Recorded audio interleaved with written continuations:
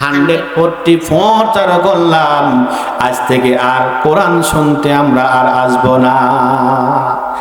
শুধু আসবোই না, যেই জায়গায় কোরআনের কথা হবে সেই জায়গাটাই হট্টগোল গন্ডগোল সৃষ্টি করে দেব। এই কালাল্লাযীনা কাফারু লান তাসমাউ লিহাযাল কুরআন ওয়ালগাউ ফীহি লাআল্লাকুম তাগলিবুন। আজকে কোরআনের মাহফিল করতে দেওয়া হয় না। কোরআনের মাহফিল করতে গেলে পারমিশন লাগে, কথা বলেন ঠিক কিনা? পারমিশন লাগে, অর্ডার লাগে, অনুমতি লাগে। বক্তার নামে কেস কাবারি আছে কিনা, মামলা আছে কিনা, বক্তা রাজনৈতিক কোনো কথা বলে কিনা, আজকে বিশেষ বিবেচনা করার পর 144 চালু করলাম, আজ থেকে আর কোরআন শুনতে আমরা আর আসবো না। শুধু আসবোই না, যেই জায়গায় কোরআনের কথা হবে সেই জায়গাটাই হট্টগোল গন্ডগোল সৃষ্টি করে দেব। এই কথাটা আল্লাহ রাব্বুল আলামিন 1 বছর 2 বছর নয়, 1500 বছর আগেই রেকর্ড করে রাখলেন। কারণ দুনিয়ার বুকে আবু জেহেল থাকবে না, আবু জেহেলের উত্তরসূরি আছে না নাই? আল্লাহ রাব্বুল আলামিন সুন্দর করে বললেন, অকালাল্লাযীনা কাফারু লান তাসমাউ লিহাযাল কুরআন ওয়ালগাউ ফীহি লাআল্লাকুম তাগলিবুন।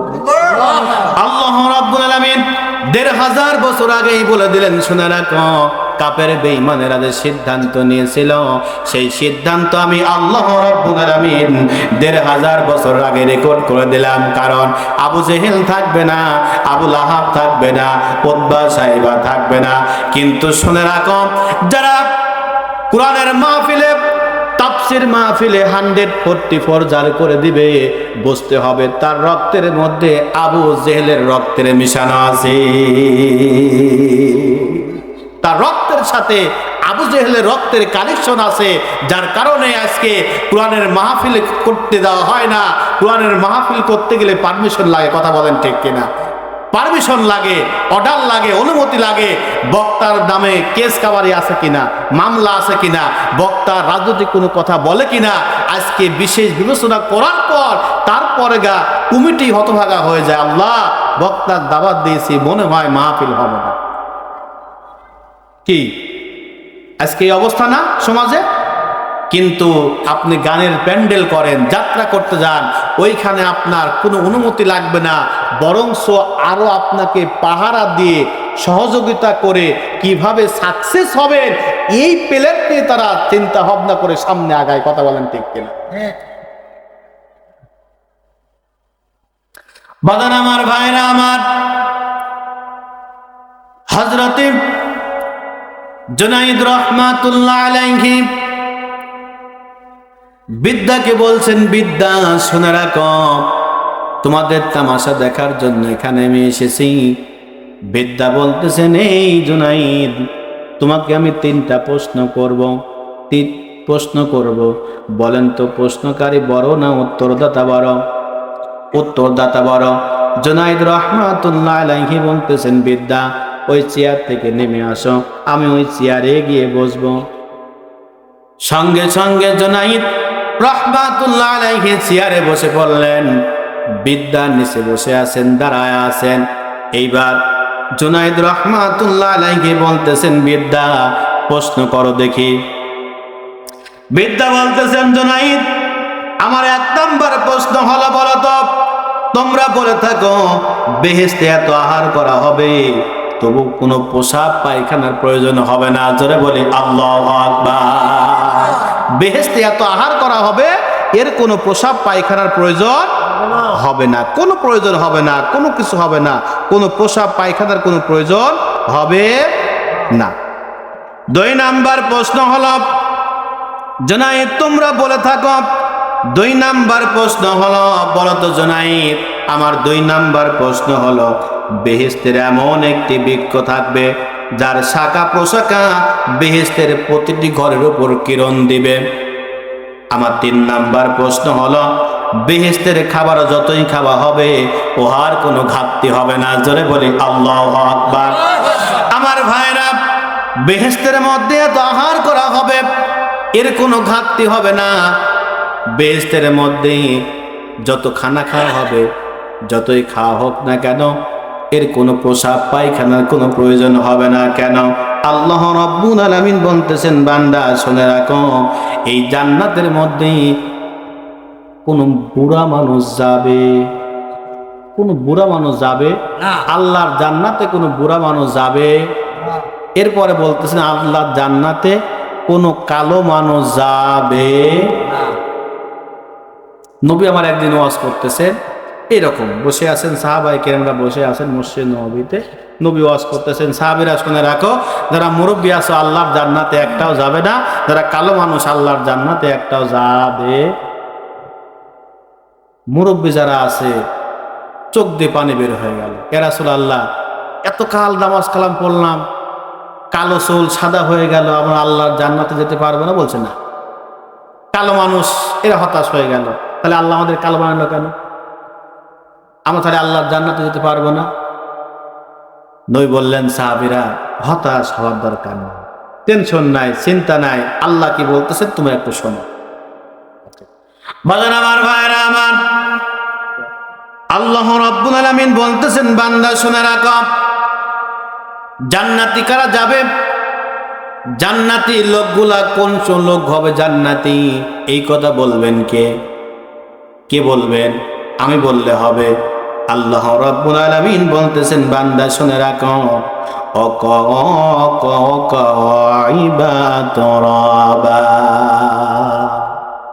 যুবক যুবতী যাবে জান্নাতে, যৌবন কাল।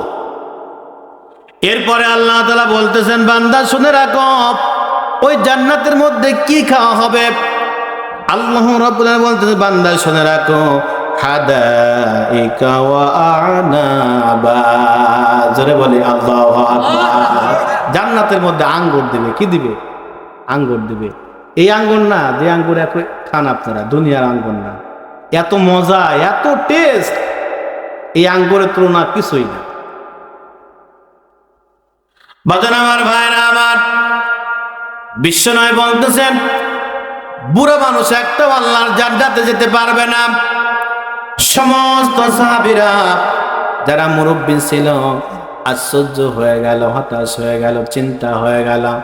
তাহলে নবী, আমরা এত কাল আমরা নামাজ কালাম পড়লাম, আল্লাহকে মানলাম, আল্লাহকে বিশ্বাস করলাম, তাহলে কি আমরা কি আল্লাহর জান্নাতে যেতে পারবো না? সঙ্গে সঙ্গে নবী বললেন, ও আমার সাহাবীরা, তোমরা শুনে রাখো, জান্নাতে যখন তোমরা যাবা, সমস্ত মুরব্বীরা জওয়ান হয়ে যাবা। জোরে বলি আল্লাহু আকবার। কারণ জান্নাতি খাওয়ার পর মুরব্বীরা আর সহ্য করতে পারবে না, একটু বেশি খাইলেই কিন্তু লাড়ি ঢিল হয়ে যাবে, নাকি? একটু বেশি খাইলে কি হয়ে যাবে? 2 নাম্বার নবী বললাম, কালো মানুষ আল্লাহর জান্নাতে যেতে পারবে না। জান্নাতে যাওয়ার সময় সমস্ত উম্মতদের চেহারা নূর হয়ে যাবে। জোরে বলি আল্লাহু আকবার। সৌন্দর্য হয়ে যাবে। জোরে বলি আল্লাহু আকবার। কাদের চেহারা সৌন্দর্য হবে? যারা এক ওয়াক্ত নামাজ পড়ে না, তাদের চেহারা সৌন্দর্য হবে। যারা সারা জীবন আকাম কুকাম করেছো, চুরি করেছো, ডাকাতি করেছো, অন্যায় করেছো, ব্যভিচার করেছো, জেনা করেছো, মানুষের হক নষ্ট করেছো, খাদ্যে ভেজাল দিয়েছো, ওজনে কম দিয়েছো, মানুষের জায়গা জমি দখল করে নিয়েছো, ভোগ করেছো, ভাই ভাইয়ের হক নষ্ট করেছো, ভাই বোনের হক নষ্ট করেছো, বাপ বেটার সম্পর্ক না, এরাই জান্নাতে যাবে। কথা বলেন ঠিক কিনা? তো আজ তো সমাজ তো এটাই বেশি চলতেছে। ভাই ভাইয়ের সম্পর্ক নাই, ভাই বোনের সম্পর্ক নাই, ভাই ভাইয়ের হক নষ্ট করে, ভাই বোনের হক নষ্ট করে। কথা বলেন ঠিক কিনা? আজকে এই সমাজ এগুলো নাই। আপনি পারবেন না, এক ধাপ আপনি সামনে অগ্রসর হতে পারবেন না। আপনি এতিমের মাল ভক্ষণ করতেছেন, এতিমকে ঘাড়ে ধাক্কা দিচ্ছেন, জোরে কথা বলতেছেন না। খবরদার, এমন আচরণ আপনি করবেন না। হক আপনি নষ্ট করবেন না, তাহলে কিয়ামতের ময়দানে আপনি হিসাব দিতে পারবেন না, সম্ভব না। বাজার আমার ভাইরা আমার, হযরতে জুনাইদ রহমাতুল্লাহ আলাইহিকে প্রশ্ন করলো তিনটা। বিদ্যা বলতেছেন, জুনাইদ আমার 1 নাম্বার প্রশ্ন হলো, বেহেশতের এত আহার করা হবে তো প্রসাব পায়খানার প্রয়োজন হবে না। জুনাইদ বলতেছেন, বিদ্যা আপনার 1 নাম্বার প্রশ্ন হলো, সন্তান যখন মায়ের গর্ভে থাকে এই সন্তানের কোনো প্রসাব পায়খানার প্রয়োজন হয়? সন্তান কি খায় না? খায় কি খায় না? আল্লাহ রাব্বুল আলামিন সন্তানকে খাওয়ার ব্যবস্থা করে নাই, করেছে কি করে নাই? সন্তান যখন মায়ের গর্ভে আসলাম কি খাবে? পৃথিবীর কোন ডাক্তার, কোন বৈজ্ঞানিক, কোন চিকিৎসক, পিতা মাতা এই সিদ্ধান্ত নিতে পারে নাই সন্তান পেটের মধ্যে কি খাবে। আমার আল্লাহ রাব্বুল আলামিন মায়ের মেন্সকে বন্ধ করে দেয়া এই অপবিত্র জিনিসটাকে আল্লাহ রাব্বুল আলামিন মায়ের নাভির সঙ্গে সন্তানের নাভির তার সেট করে দিলেন। আল্লাহ রাব্বুল আলামিন ইচ্ছা করলেও মুখ দিয়ে খাওয়াইতে পারতেন, কিন্তু মুখ দিয়ে খাওয়াইলেন না। কেন খাওয়াইলেন না? অপবিত্র জিনিসটাকে, মুখটা পবিত্র না অপবিত্র? আসতে বলবেন না, পবিত্র না অপবিত্র? অপবিত্র জিনিসটাকে পবিত্র জায়গায় লাগালেন না। আল্লাহ রাব্বুল আলামিন মায়ের নাভির সঙ্গে তারের সঙ্গে সন্তানের নাভির সঙ্গে তার অ্যাডজাস্ট করে দিলেন। তারের মাধ্যম দিয়া সন্তানকে খাওয়ালেন, তিল তিল করে বড় করলেন। এ পাবনাবাসী, এই জন্য আল্লাহ রাব্বুল আলামিন সন্তানের মুখটা পবিত্র রেখে দিলেন।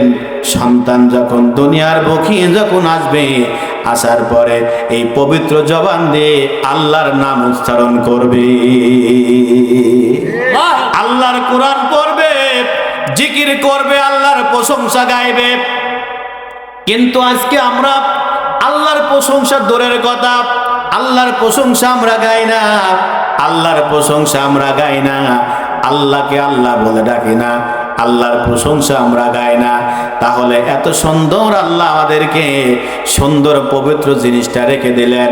আমার ভাইরা, 2 নাম্বার প্রশ্ন হলো, বেহেশতের এমন একটি বৃক্ষ থাকবে যার শাখা প্রশাখা বেহেশতের প্রতিটি ঘরের উপর বিস্তার করবে। 2 নাম্বার হলো, ও বিদ্যা, 2 নাম্বার উত্তর হলো, সূর্য মাত্র কয়টা? একটু আসতে বলেন, কয়টা? একটা। সূর্য মাত্র একটা। কুল ভাঙ্গে ও কুল গড়ে, এই তো নদীর খেলা। সকাল বেলার আমির তুই, ফকির সন্ধ্যা বেলা। কি ঠিক না? সকালে বলছে আমার, এই চেয়ার আমার, ক্ষমতা আমার, দিন আমার, দুনিয়া আমার, সবকিছু আমার, এই জায়গা আমার, ওই জায়গা আমার।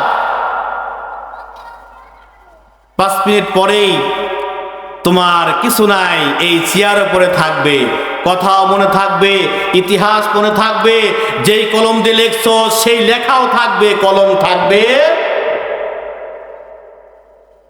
কথা বলেছো, দিন চলে গেছে, কিন্তু কথা এখনো মনে, ইতিহাস হয়ে আছে। কথা বলেন ঠিক কিনা?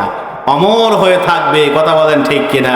আমার ভাইরা, দিনের অন্ধকারে কি করতেছেন, রাতের অন্ধকারে কি করতেছেন, সব কিছু আজকে ক্লিয়ার নাকি?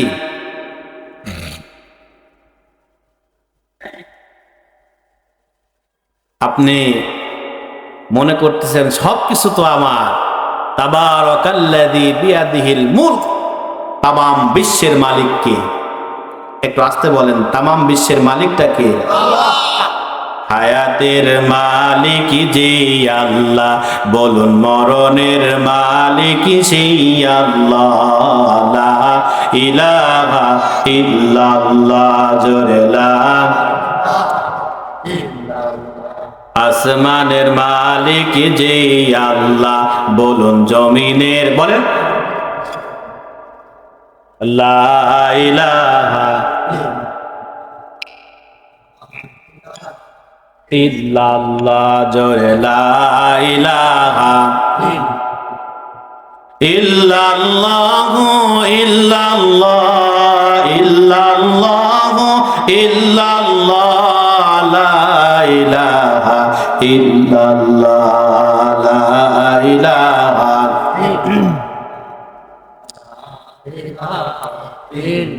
আসিয়া খেলে প্রেমের খেলা, ফেরাউন দিল তারে কতই জ্বালা। আসিয়া খেলে প্রেমের খেলা, ফেরাউন দিল তারে কতই জ্বালা। তবু আসিয়া সারল না কালেমা, তবু আসিয়া সারল না কালেমা, জবানে বলে ইল্লাল্লাহ, জোরে লা ইলাহা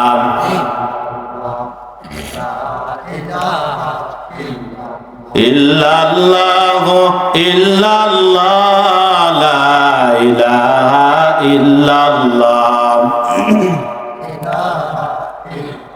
লা ইলাহা ইল্লাল্লাহু বলরে মুমিনগণ, লা ইলাহা ইল্লাল্লাহু বলরে আমার মন, লা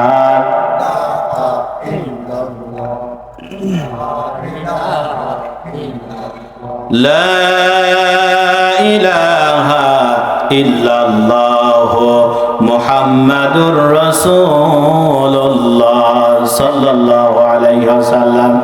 ভাই খারাপ লাগছে? না। ছেড়ে দেব? না না ভাই, সেই আমি চাপাই থেকে আসছি, কিন্তু চাপাই থেকে আসছি, কিন্তু আমি সময় বেশি দেব না, বেশি কষ্ট দেব না আপনাদেরকে। অল্প সময়ের মধ্যে ইনশাআল্লাহ শেষ করব।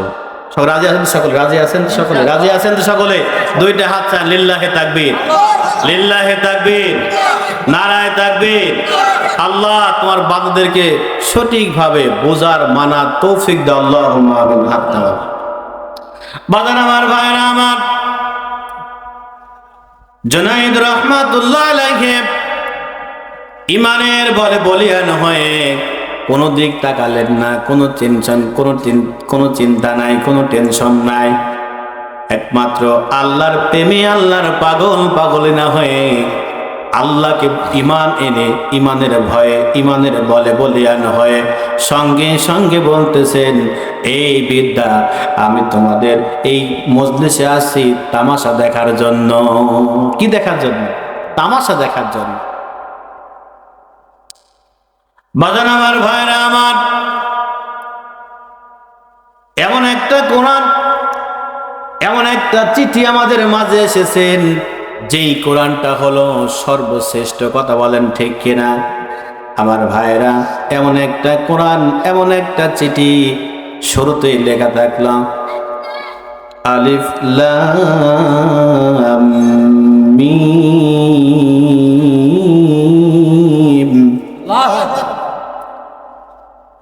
যালিকাল কিতাবু লা রাইবা ফীহি হুদাল লিল মুত্তাকিন।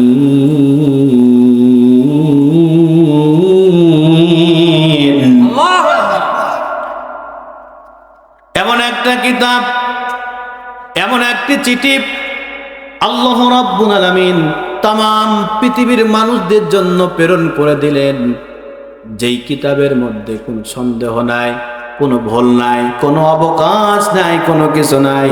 আমার ভাইরা, বাংলার জমিনে, বিশ্বের মধ্যে লক্ষ্য করলে দেখা যায় যতগুলো কিতাব পড়েছে, এই কিতাব যদি আপনি পড়েন, এই বই যদি আপনি পড়েন, যতগুলো লেখক আছে বইয়ের শুরুতেই কিন্তু লিখে দেয়, বলে দেয়, ভাই যদি ভুল হয় তাহলে ধরা দিবেন, পরবর্তীতে সংশোধন করার চেষ্টা করব।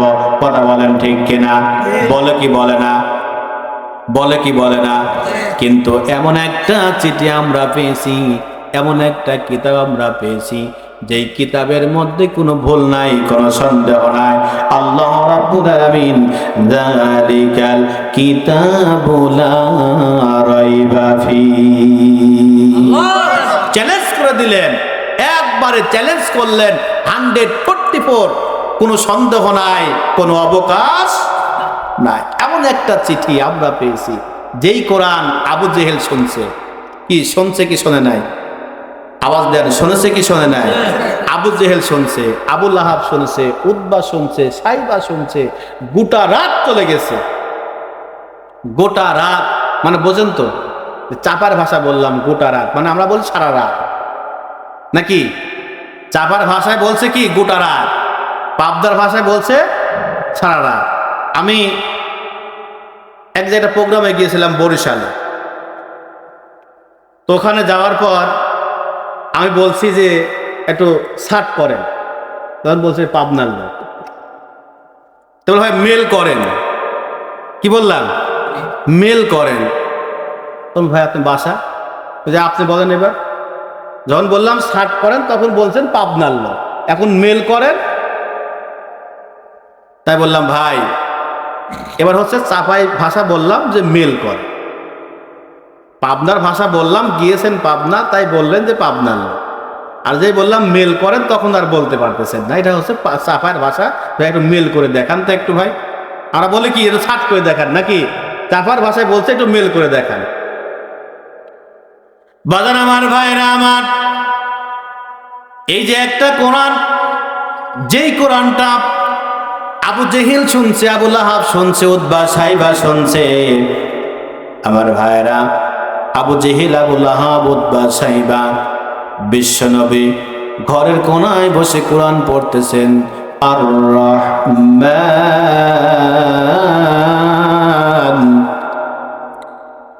আল্লামাল কুরআন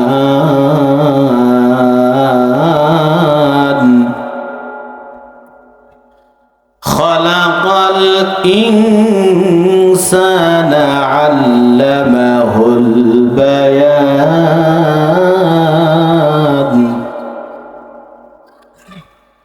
الشمس والقمر بحسبان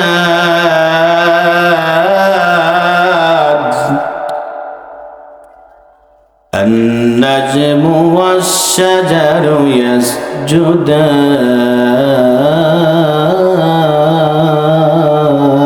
يسجدان الرحمن علم القرآن خلق الإنسان علمه البيان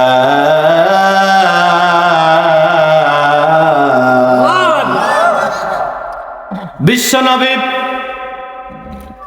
পবিত্র কুরআনুল কারীম যখন তেলাওয়াত করতেছেন, এমন সময় আবু জেহেল, আবু লাহাব, উতবা সাইবা সকলে আছেন, কোরআন শুনতেছেন।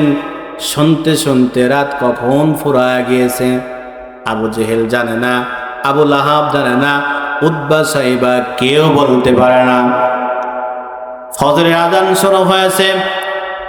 আবু জেহেল বলতেছেন, আবু লাহাব সারাটা রাত কেটে দিলাম, যদি আমরা আবু জেহেল, আবু লাহাব, উতবা সাইবা আমরা ইসলামের বিপক্ষে কথা বলি, আর যদি মুহাম্মাদের কোরআন শুনি, তাহলে আবু বকর, ওমর, ওসমান, আলী কেন তারা পাগল হবে না? জোরে বলি আল্লাহু আকবার। আমরা যদি কোরআন শুনি সারা রাত ধরে, আবু বকর, ওমর, ওসমান এরা কেন পাগল হবে না এই কোরআন শুনে? সবাই যখন চলে যায়, আবু জেহেল চলে গেল, আবু লাহাব চলে গেল, উতবা সাইবা সকলেই চলে যায়। এমন একটা মুহূর্তে আবু জেহেল মনে মনে সিদ্ধান্ত নিল, আজকে কেউ যেখানে আসবে না, আজকে আব্দুল্লাহর এতিম পুত্র মুহাম্মাদের কোরআন আমি আবু জেহেল সারা রাত আজকে মন ভরে শুনবো। জোরে বলি আল্লাহু আকবার। আবু জেহেল সিদ্ধান্ত নিল, আবু লাহাব একই সিদ্ধান্ত, উতবা সাইবা একই সিদ্ধান্ত নিল। চারজন চলে গেল। রাত্রে যখন হয়ে যায়, বিশ্বনবী ঘরের ভিতর কোরআন পড়তেছেন। আবু জেহেল এক জায়গায়, আবু লাহাব এক জায়গায়, উতবা সাইবা এক জায়গায়, চারজন চার জায়গায় বসে আছে, কোরআন শুনতেছে। ফজরের আযান হয়ে যায়। এইবার আবু জেহেল যখন দৌড়াইতে লাগলো, আবুল আহাবের সাথে ধাক্কা লাগলো। আবু জেহেল বলতেছেন গাছ একটু সাইড দিয়ে বাড়ির দিকে যাব। আবু জেহেল আবুল আহাব সংঘর্ষ।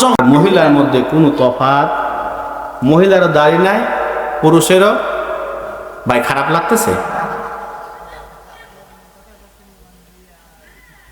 তাহলে যে পুরুষের দাড়ি নাই সেই পুরুষ আর মহিলার মধ্যে কোনো পার্থক্য, পুরুষ যে হবে তার মুখে দাড়ি হবে, মহিলার মুখে দাড়ি হবে না। হঠাৎ করে একদিন এটা কথা মনে পড়ে গেল, স্বামী ক্লিন শেভ করে চলে আসছে, স্ত্রী একটু ধার্মিক স্ত্রী, একটু নামাজ কালাম পরে 5 ওয়াক্ত, তো ক্লিন শেভ করে যখন স্বামী যখন ঘর ঢুকছে তো বলছে এদিকে আসো। কোথায়? বলছে একটু ড্রেসিং এর সামনে আসো। ডিসির সামনে গেল, যাওয়ার পরে বলছে দেখো তো। বলছে কি? বলছে বলো তুমি আর আমি পার্থক্য। বলছে তুমি স্ত্রী আমি স্বামী। বলছে না, তুমি যখন স্বামী হতে তোমার মুখে দাড়ি থাকতো, আমার মনে হচ্ছে যে আমার মুখে দাড়ি হতে খুব সুন্দর হতো। বলছে মহিলার মুখে কোন দাড়ি হয়? তো বলছে পুরুষ কখনো দাড়ি ছাড়া হতে পারে না।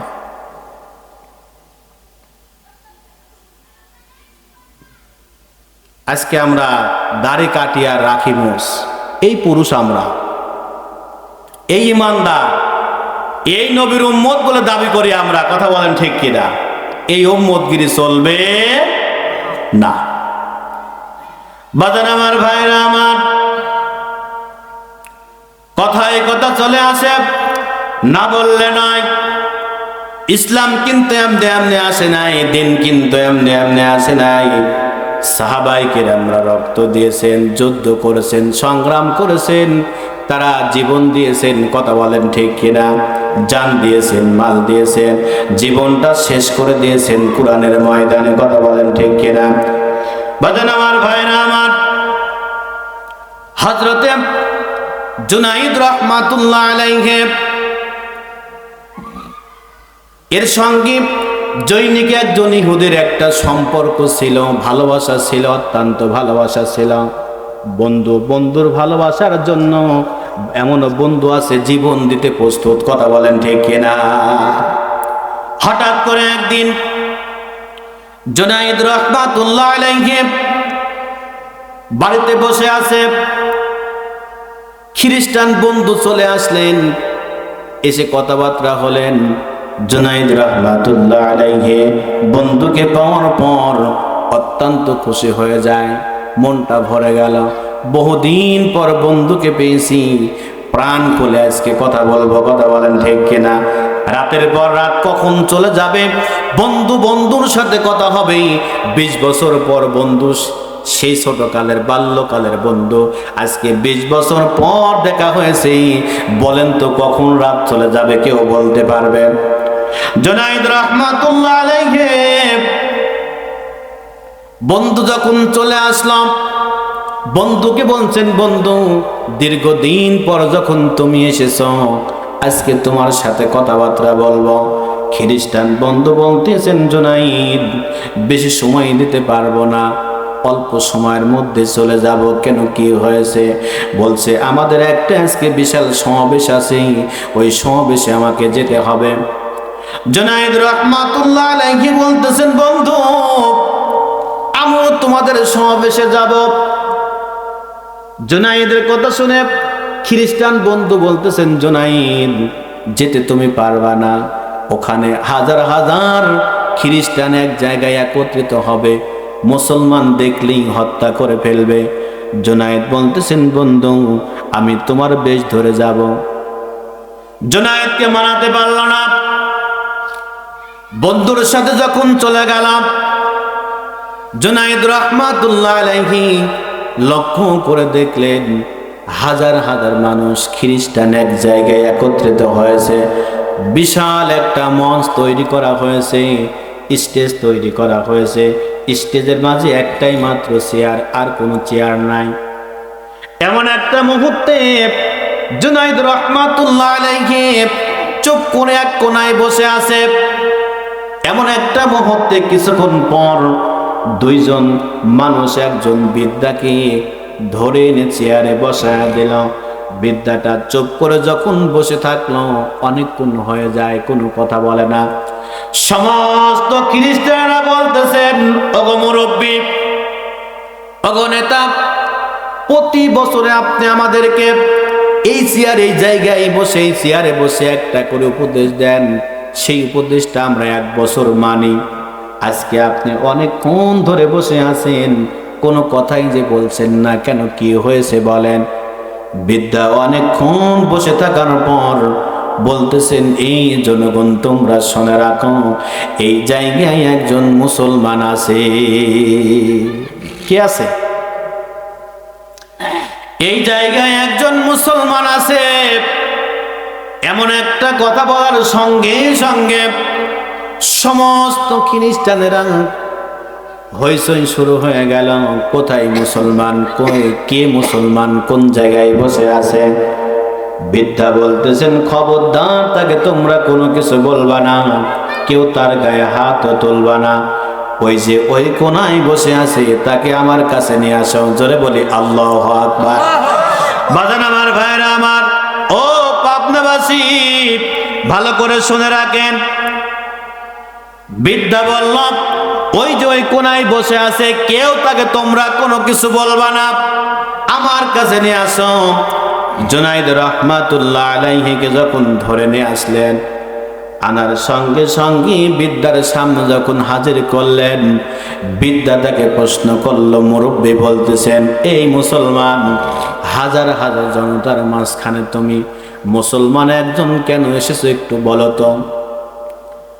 হযরতে জুনাইদ রহমাতুল্লাহ আলাইহি ইমানের বলে বলিয়ান হয়ে হাজার হাজার খ্রিস্টানদের সামনে থেকে বলতেছেন, বৃদ্ধা, আমি মুসলমান, তোমাদের তামাশা দেখার জন্য এখানে এসেছি। জোরে বলি আল্লাহু আকবার।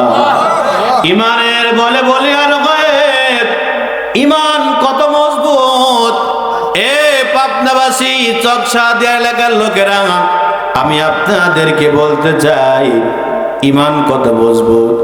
ইমানের বলে বলিয়ান হয়ে সঙ্গে সঙ্গে আল্লাহর কোরআন হযরতে জুনাইদ রহমাতুল্লাহ আলাইহির সামনে দাঁড়া যাওয়ার সঙ্গে সঙ্গে কোরআন বলতেছেন, ওয়াইযা তুলিয়াত আলাইহিম আয়াতুহু যাদাতুহুম ঈমানাও ওয়া আলা রাব্বিহিম ইয়াতাওয়াক্কালুন।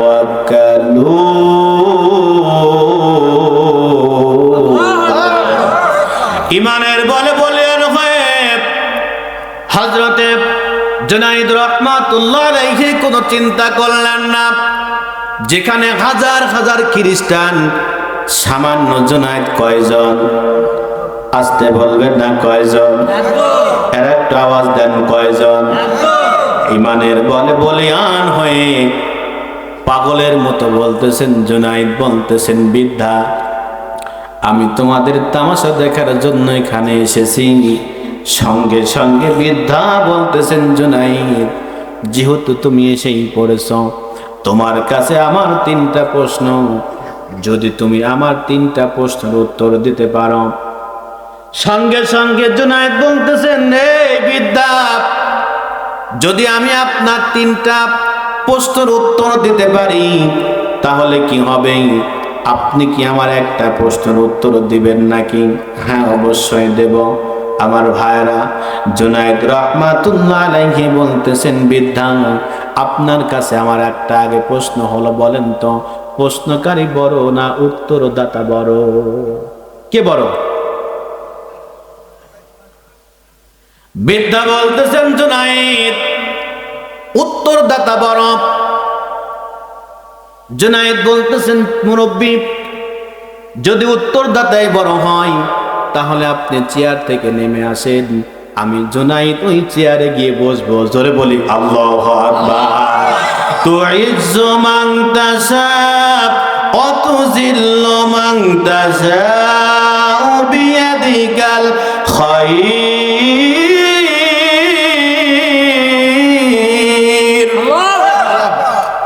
সঙ্গে সঙ্গে সম্মান দেওয়ার মালিকটা কে? এ পাবনাবাসী, একটু আওয়াজ দিয়ে বলেন তো, সম্মান দেওয়ার মালিকটা কে? আমার ভাইরা, আবার সম্মানের চেয়ার থেকে থাপ্পড় দিয়ে নামাইতে পারে, তার মালিকটা কে? আমি কখনো কোনোদিন কল্পনা করি নাই আমার স্যার পাশে বসে থাকবে, আমি আলোচনা করব, কখনো কল্পনা করি নাই। আজকে আমার স্যারের মনটা, বুকটা গর্বে ভরে যায়।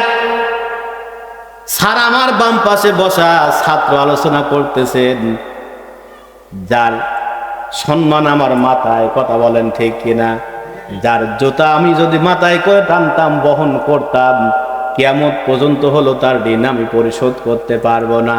কারণ তার থেকে যা কিছু শিখেছি এটা কখনো ভোলার জিনিস নয়। আমি 2006 সালে, 6 সাল এবং 7 সাল অসুস্থতার কারণে আমি মনে হয় সম্ভবত 2 থেকে 3 দিন আমি মাদ্রাসায় আসতে পারি না। হঠাৎ বিকেলে দেখতে স্যার আমার বাসায় আমাকে দেখতে গেছে। একটা ছাত্র এবং শিক্ষক কখন আন্তরিকতা হয়, কখন ভালোবাসা হয়, আমি কখনো ভাবিও নাই যে স্যার এইভাবে আমাকে এনে এই সম্মানের চেয়ারে স্যার আমাকে বসাবে। এটা সব কিছু তার ইচ্ছা। কার ইচ্ছা? এবং বাপ মার দোয়া, উস্তাদের দোয়া আজকে সঙ্গে আছে বিধায় উস্তাদকে পাশে বসিয়ে রেখে আপনাদের সাথে কথা বলছি। আমি বাজান আমার, ভাইরা আমার, সম্মান দেওয়ার মালিক হলো আল্লাহ। ক্ষমতার মালিকটা কে? একটু আসতে বলেন, কে? আল্লাহ। আমার ভাইরা, চেয়ার যিনি দিয়েছেন, ক্ষমতা যিনি দিয়েছেন, সম্মানের চেয়ারে যিনি বসিয়েছেন, আবার এই সম্মানের চেয়ার থেকেই থাপ্পড় দিয়ে নামায়